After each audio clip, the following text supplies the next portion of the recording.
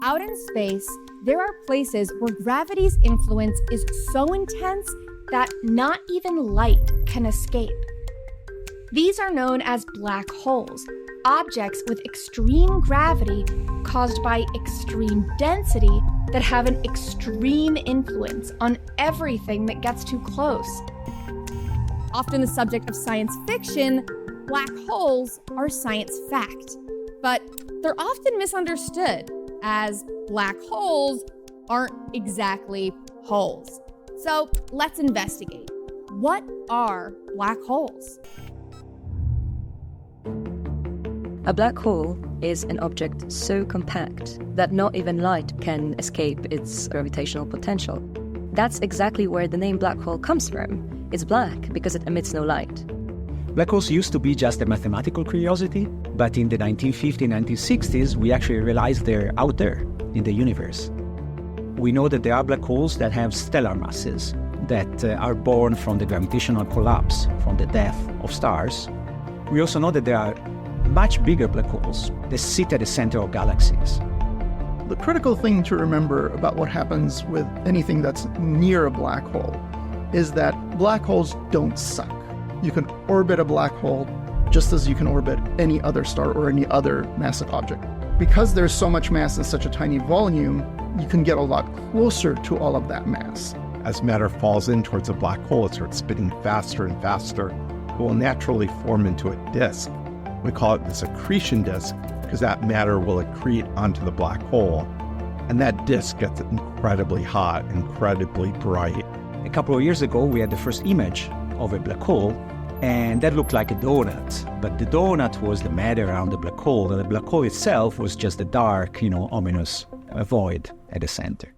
Black holes have extreme physics going on around them, all sorts of crazy things happening. Your perception when you get very close to a black hole is that time is slowing down. If a human traveler got too close to a black hole, they would first fall through, feeling nothing, until the point of spaghettification, where they would be stretched into a cosmic noodle.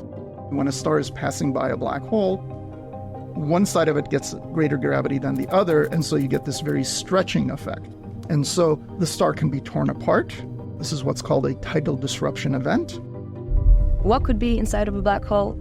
The most commonly accepted answer is a point of infinite density that we cannot really describe well.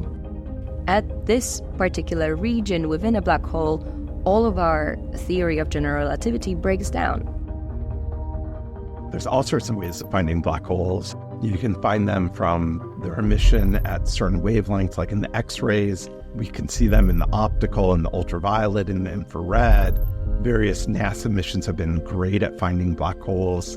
And then more recently, the really exciting way to find black holes is when two black holes merge, they create ripples in space-time, and you can detect that from gravitational wave observatories.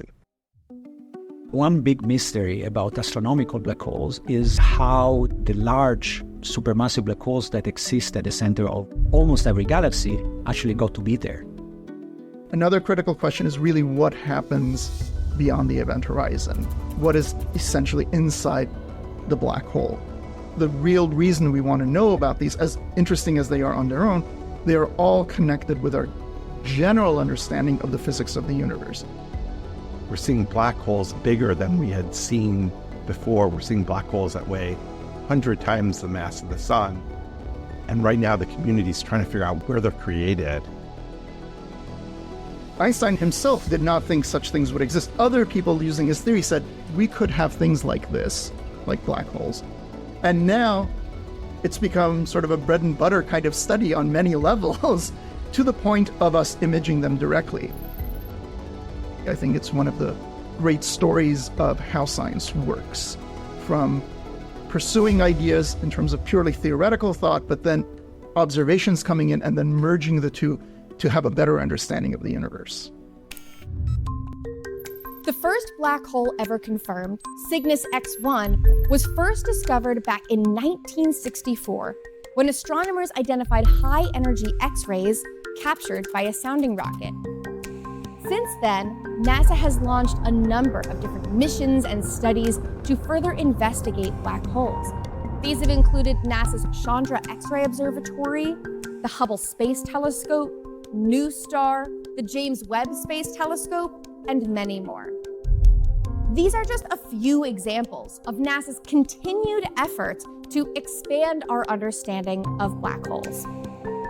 Thankfully, as humans living on planet Earth, we will never be close enough to any black hole, including the supermassive black hole at the center of our own galaxy, to ever be in danger of falling in. I promise.